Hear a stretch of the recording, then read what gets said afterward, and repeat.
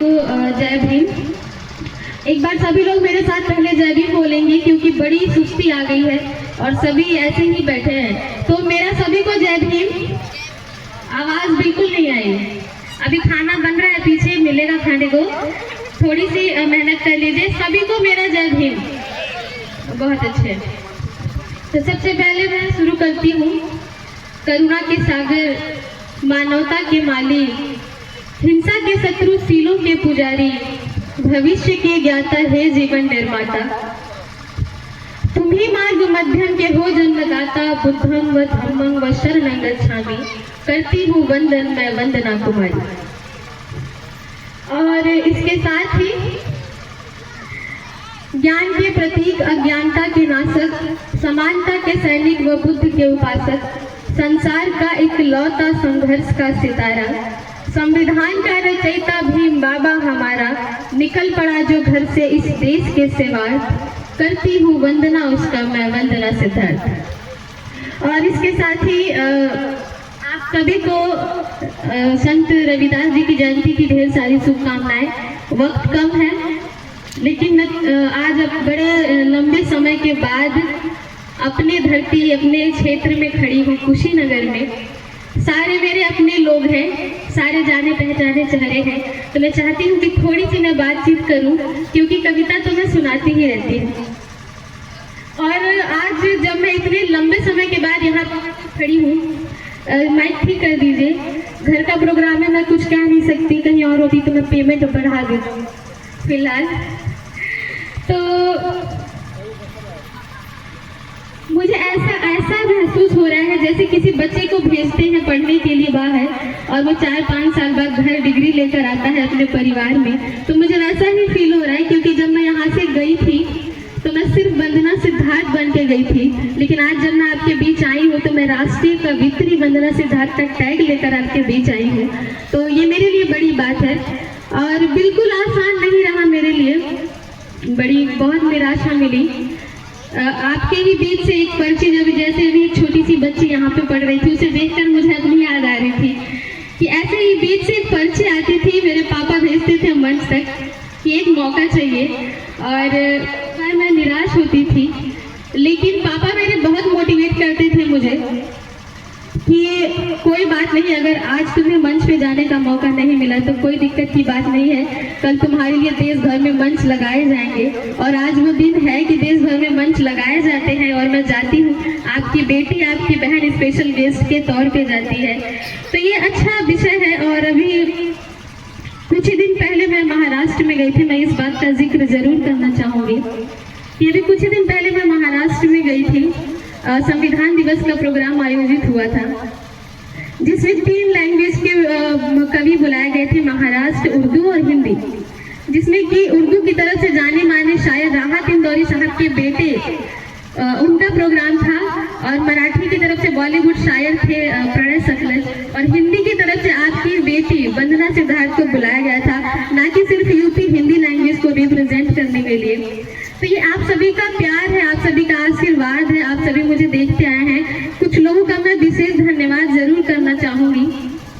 और इस प्रोग्राम के जो आयोजन करता है अशोक दास जी, और मेरे बड़े भाई हरेंद्र कुमार गौतम जी बड़ा अच्छा संचालन कर रहे, जयनाथ कुमार जी, और पूजनीय भंते जी को मेरा वंदनामी, और रमेश सिंह जी जो इस प्रोग्राम की अध्यक्षता कर रहे हैं, और आकाश पासवान जी भी मेरे पूर्व के वक्ता थे जिन्होंने अभी बड़ी ही अच्छी आपको जानकारी दी, हरिकेश अंकल जी और भरत कुमार पप्पू मेरे चाचा लगते हैं, मेरे ही गांव के हैं, आपका भी विशेष धन्यवाद। असुर की पूरी टीम और छोटे लाल अंकल जी और मीडिया के साथी हमारे राम सिंह गौतम अंकल जी, मैं आपका भी धन्यवाद देती हूँ कि आप बहुत अच्छा काम कर रहे हैं। थोड़ा सा वक्त लूँगी क्योंकि बड़े लंबे समय के बाद आपके बीच में माइक पकड़ के खड़ी हूँ। और एक बात का जिक्र और मैं चाहती हूँ कि मैं करूँ। पहले तो आप लोग एक बार जोरदार ताली बजाएं क्योंकि इतनी सुस्ती मुझे अच्छी नहीं लग रही। सारे ही लोग बजाएंगे, महिलाएं भी बजाएंगे, इसमें कोई बहुत मेहनत की बात नहीं है। बढ़िया। और सभी का धन्यवाद, बहुत धन्यवाद।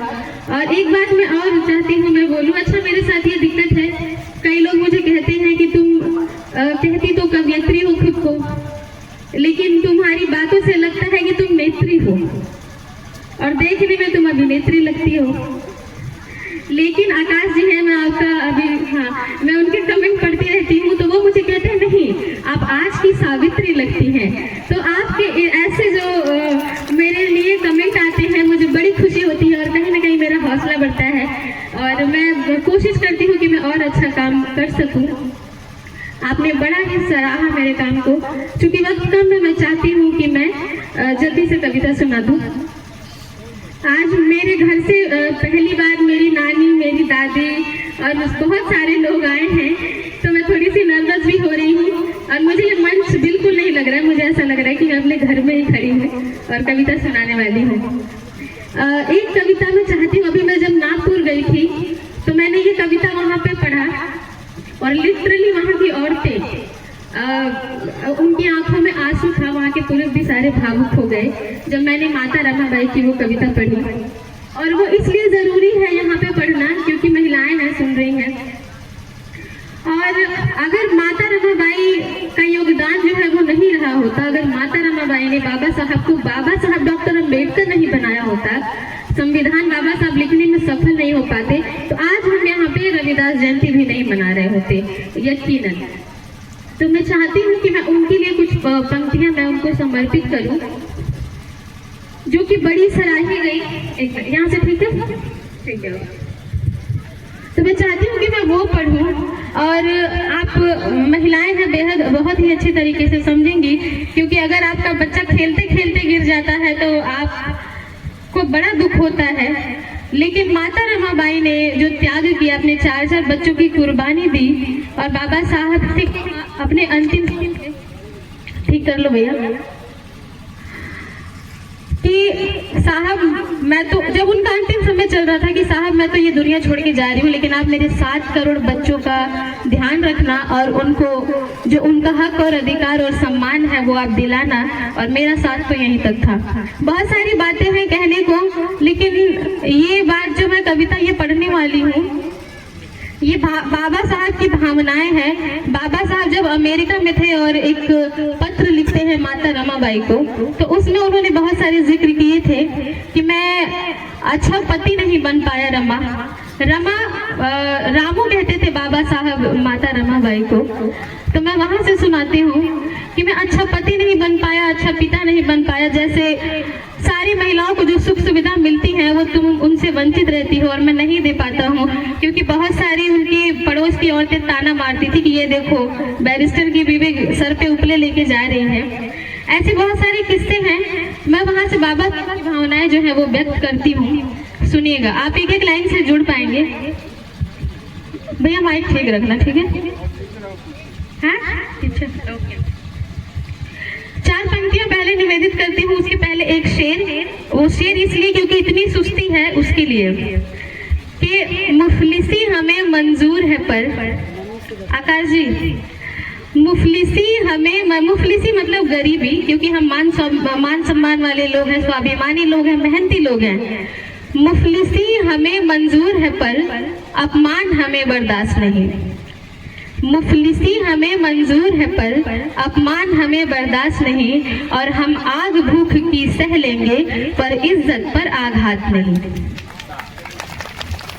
मुफलिसी हमें मंजूर है पर मैं मन से ज्यादा तालियों की उम्मीद करती हूँ, क्योंकि यहाँ पढ़े लिखे और बुद्धिजीवी लोग ज्यादा बैठे हैं। मुफलिसी हमें मंजूर है पर अपमान हमें बर्दाश्त नहीं, हम आग भूख की सह लेंगे पर इज्जत पर आघात नहीं। और संविधान बदलने की बातें, कुछ लोग कहते हैं ना कि हम संविधान को बदल देंगे सरकार की गोद में बैठ के। संविधान बदलने की बातें तू कर करके थक जाएगा, संविधान बदलने की बातें तू कर करके थक जाएगा। अरे तेरी तो औकात ही क्या, तेरे बाप की बस की बात नहीं। बढ़िया, अभी मुझे इतना वक्त लगा कि आप सुनने के मूड में अब आए हैं। अब मैं पढ़ूंगी। मैं 4 पंक्तियां निवेदित करती हूँ। बाबा साहब की भावनाएं हैं, मैं व्यक्त करती हूँ। बाबा साहब कहते हैं कि ये मेरे मौसा हैं और आपकी तरफ से मुझे 500 रुपए का धम्मदान, आपका आशीर्वाद और आपका सपोर्ट रहा है, आप सभी का सपोर्ट रहा है, तभी मैं यहाँ तक पहुंची हूँ। आपका बहुत शुक्रिया। कि रमा तेरी आंखें बरसती तो होंगी, ये बाबा साहब कह रहे हैं, रमा तेरी आंखें बरसती तो होंगी, रमा तेरी आंखें बरसती तो होंगी, थोड़ी सी खुशी को तरसती तो होंगी, थोड़ी सी खुशी को तरसती तो होंगी। और बाबा साहब क्या सोचते हैं कि होठों को तेरे ना खुशी दे सका हूँ, होठों को तेरे ना खुशी दे सका हूँ, नैनों को तेरे बस नमी दे सका हूँ, नैनों को तेरे बस नमी दे सका हूँ, ये दुनिया तुझे तंग करती तो होगी, ये दुनिया तुझे तंग करती तो होगी। और बाबा साहब क्या कहते हैं, क्योंकि माता रमाबाई ने कभी कोई इच्छा नहीं की और की भी तो कभी जिद नहीं की बाबा साहब से, उन्होंने ज्यादा कोशिश की कि बाबा साहब डिस्टर्ब ना हो, अपनी पढ़ाई पूरी करें। लेकिन बाबा साहब क्या कहते हैं कि फटी साड़ियों से बदन को छुपा कर, फटी साड़ियों से बदन को छुपा कर, आग भूख की आंसुओं से बुझा कर, आग भूख की आंसुओं से। बहुत शुक्रिया। पिपरही से सुमित्रा देवी की तरफ से 200 का पुरस्कार, आपका आशीर्वाद मिला, धन्यवाद। कि फटी साड़ियों से बदन को छुपा कर, आग भूख की आंसुओं से बुझा कर, अकेले अकेले तड़पती तो होगी। हरिकेश जी की तरफ से बरसाना है ना, आपकी तरफ से 500 रुपए का पुरस्कार, धन्यवाद। अकेले अकेले तड़पती तो होगी। और बाबा साहब एक लाचार पति की तरह फील करते हैं, क्योंकि वो सारी सुख सुविधाएं माता रमाबाई को नहीं दे पाए, तो बाबा साहब वहां से कहते हैं कि काबिल तेरा मैं पति बन न पाया, काबिल तेरा मैं पति बन न पाया, एक अच्छा पिता भी कभी बन न पाया, एक अच्छा पिता भी कभी बन न पाया, ये दुनिया तुझे ताने कसती तो होगी, ये दुनिया तुझे ताने कसती तो होगी। एडवोकेट आकाश पासवान जी की तरफ से ढेर सारा पुरस्कार। और जितेंद्र कुमार गौतम, ये मेरे बड़े भाई हैं पिपरही, इनकी तरफ से 500 रुपए का आशीर्वाद, बहुत साधुवाद। इस गजल का आखिरी शेर पढ़ूंगी, फिर मैं वो पढ़ूंगी जो आप सुनना चाहते हैं। एक बहुत ही दर्दनाक घटना, जब बाबा साहब के सबसे लाडले पुत्र राजरत्न की मृत्यु होती है, तो मैं पढ़ रही थी किताब, उसमें इस बात का जिक्र भी है सम्यक प्रकाशन का। तो जब राजरत्न की मृत्यु हुई, जो सबसे लाडला था उनका, तो बाबा साहब के पास इतने पैसे भी नहीं थे कि वो कफन के लिए पैसे दे पाते, तो माता रमाबाई ने अपनी साड़ी का टुकड़ा फाड़ कर उन्हें दिया था। तो वहां से बाबा साहब कहते हैं कि जरूरत पड़ी राजरत्न को कफन की, जरूरत पड़ी राजरत्न को कफन की, फटी साड़ी भी फाड़ डाली तू बदन की, फटी साड़ी भी फाड़ डाली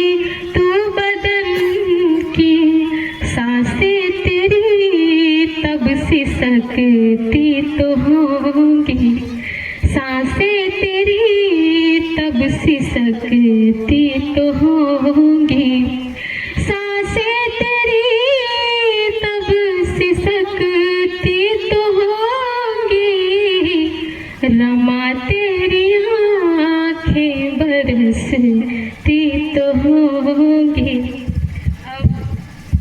आदरणीय छोटे लाल अंकल जी की तरफ से 100 रुपये का पुरस्कार, बहुत धन्यवाद। और अभी आप पुरस्कार दे के गए हैं तो मैं चाहती हूँ कि मैं आपके लिए एक शेर जरूर पढ़ूं, क्योंकि जब मैं छोटी थी मैं तब से आपको देखती हूँ इस पगड़ी में, तो मैं इसके लिए मैं चाहती हूँ कि मैं जरूर एक शेर पढ़ूं कि अगर पगड़ी ही बांधनी है तो नीले रंग का बांधो। बहुत सारे लोग गमछा लेके तो घूमते हैं, लेकिन आ गई तो अगर पगड़ी ही बांधनी है तो नीले रंग का बांधो, और बेतरतीब क्यों बांधते हो, जरा ढंग का बांधो। और दुनिया में रंग तो बहुत है मेरे दोस्तों, लेकिन बाबा साहब के दिए हुए नीले रंग का बांधो, बाबा साहब के दिए हुए नीले रंग का बांधो। और अब मैं चाहती हूँ, वक्त कम है तो मैं जल्दी खत्म करूँ, लेकिन मैं चाहती हूँ कि मैं ये शेर तो अगर मैं नहीं पढ़ूँ तो मेरा काव्य पाठ मुकम्मल नहीं होगा, तो मैं वो पढ़ के जाऊंगी। और ये मेरे घर का प्रोग्राम है तो मैं जबरदस्ती भी 2 मिनट ले सकती हूँ, तो मैं पढ़ती हूँ। ये शेर मैंने जब जंतर मंतर पे पढ़ा था दिल्ली के, तो मेरे पास बहुत सारे फोन आए कि आपने क्या ही पढ़ दिया, तो मैं पढ़ती हूँ, आप सुनिएगा। अभी आप अच्छा सुन रहे हैं तो मैं चाहती हूँ कि मैं सुनाऊँ कि नफरत के हर दीवार को तोड़ेगा भीमवाद। और देखिए, अभी आपकी तालियां मैं डिजर्व करती हूँ, तो अभी आपके हाथ बंधे हुए नहीं होने चाहिए। धूप अच्छी थी, गर्मी आ गई है, सर्दी है नहीं, हाथ खुल जाने चाहिए अब आपके। कि नफरत के हर दीवार को तोड़ेगा भीमवाद, और इंसान को इंसान से जोड़ेगा भीमवाद। नफरत के हर दीवार को तोड़ेगा भीमवाद, इंसान को इंसान से जोड़ेगा भीमवाद। और सितमगरी गर ना रुकी तो कोरेगा वसा, सितमगरी गर ना रुकी तो कोरेगा वसा, किसी भी पेशवा को ना छोड़ेगा भीमवाद, किसी भी पेशवा को ना छोड़ेगा भीमवाद। और एक शेर मैं और चाहती हूँ कि मैं पढ़ूं।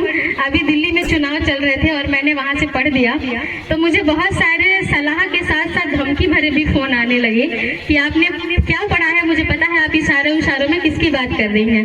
और मेरे बड़े भाई हरिंद्र कुमार गौतम जी हैं, मुझे पता चला कि ये आपका भी बड़ा पसंदीदा शेर है, तो मैं वो चाहती हूँ कि मैं वो आपको निवेदित करके पढ़ूँ कि नफरत करोगे हम भी आदर भूल जाएंगे। ये उनके लिए है जो नफरत फैलाने की बात करते हैं कि नफरत करोगे हम भी आदर भूल जाएंगे, और जो चाहते हो हम उसी पे तुल जाएंगे। नफरत करोगे हम भी आदर भूल जाएंगे, और जो चाहते हो हम उसी पे तुल जाएंगे। और प्यारा है तुम्हें स्वर्ग तो तुम शौक से जाओ। आप समझ जाएंगे कि मैं किसकी बात कर रही हूँ। प्यारा है तुम्हें स्वर्ग तो तुम शौक से जाओ, हम भीम की औलाद है स्कूल जाएंगे, हम भीम की औलाद है स्कूल जाएंगे। ये हमारे चाचा भरत जी की तरफ से 100 रुपये का पुरस्कार, धन्यवाद। और इसी लहजे में मैं चाहती हूँ एक शेर मैं कांशीराम साहब जी को समर्पित करूँ, क्योंकि अगर कांशीराम साहब नहीं होते तो हम बाबा साहब को भी नहीं जान पाते, तो उनको एक शेर मैं समर्पित करूँगी आज यहाँ की धरती से कि नफरत का कारोबार बदलना ही पड़ेगा, नफरत का कारोबार बदलना ही पड़ेगा, जातीयता के फन को कुचलना ही पड़ेगा। हमारे बड़े भाई धर्मेंद्र जी की तरफ से 500 रुपये का पुरस्कार, आदरणीय माता जी की तरफ से 100 रुपये का आशीर्वाद, बहुत शुक्रिया। कि नफरत का कारोबार बदलना ही पड़ेगा, जातीयता के फन को कुचलना ही पड़ेगा, और चाहिए अमन अगर चमन के वास्ते,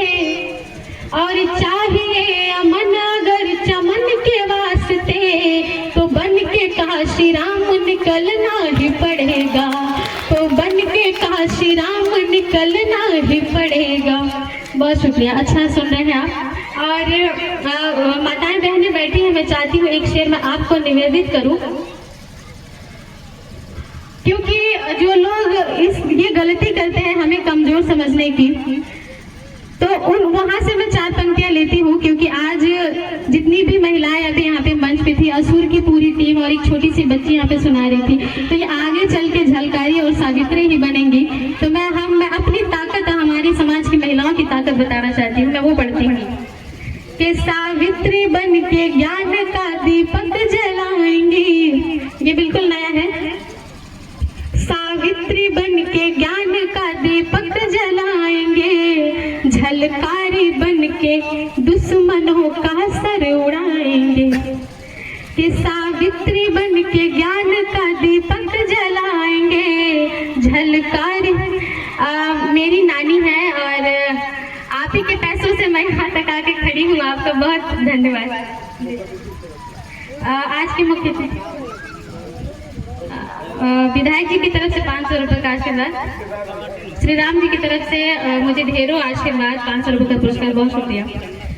तो मैं चाहती हूँ कि मैं ये पढ़ूँ, सावित्री बन के ज्ञान का दीपक जलाएंगे, झलकारी बन के दुश्मनों का सर उड़ाएंगे, और गंदी निगाहें डालने वालों के सीने पे, गंदी निगाहें डालने वालों के सीने पे फूलन देवी के रूप में गोली चलाएंगे, फूलन देवी के रूप में गोली चलाएंगे। और एक शेर मैं चाहती हूँ मैं वो पढ़ूं, समय हो गया था। हाँ, तो एक शेर मैं चाहती हूँ कि मैं वो पढ़ूं जिसको आप सभी ने बहुत प्यार दिया और देश भर में वो लोगों ने सुना और मुझे सराहा, मेरा हौसला बढ़ाया। मैं वो शेर पढ़ के अपना जगह लूंगी। और मुझे लगता है यहाँ पे काफी सारे लोग हैं जिनको पता भी होगा, तो आप मेरे साथ साथ गाएंगे कि हम भीम की औलाद हैं सम्मान के लिए। आपको पता है, आप साथ में गाए कि हम भीम की औलाद हैं सम्मान के लिए, सम्मान के लिए हम जान भी दे जाएंगे संविधान के लिए। हम भीम की औलाद है सम्मान के लिए। ये आकाश जी की माता जी हैं, आपका बहुत शुक्रिया कि आप मुझे यहाँ तक सुनने के लिए आई। मैं आपसे मिलूंगी स्टेज के बाद, आपकी तरफ से मुझे ढेरों पुरस्कार।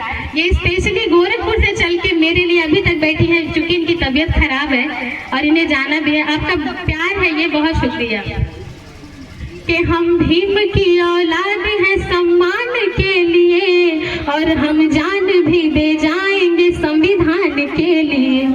ऐसा नहीं हमारी ही बस जान जाएगी, ऐसा नहीं हमारी ही बस जान जाएगी, घटना फिर कोरेगांव की दोहराई जाएगी, घटना फिर कोरेगांव की दोहराई जाएगी। बहुत शुक्रिया, बहुत आभार, आपने बड़े ही मोहब्बत के साथ मुझे सुना, आपका बहुत शुक्रिया।